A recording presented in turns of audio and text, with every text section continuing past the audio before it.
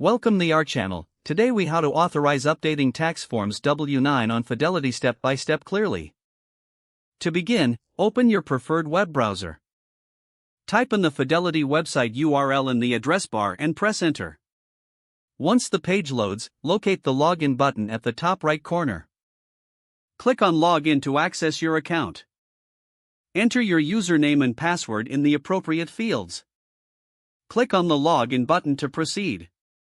Upon successful login, navigate to the Accounts section on the main dashboard. From the drop-down menu, select Tax Documents.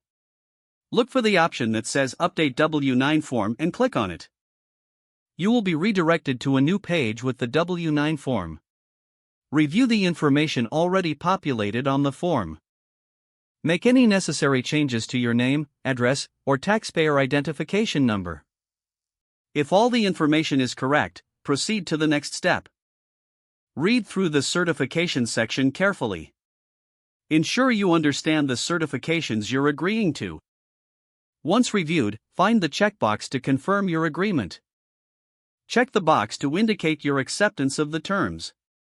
Scroll down to find the Submit button. Click on Submit to authorize your updated tax form W-9.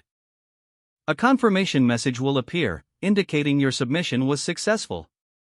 You may want to log out of your account for security purposes.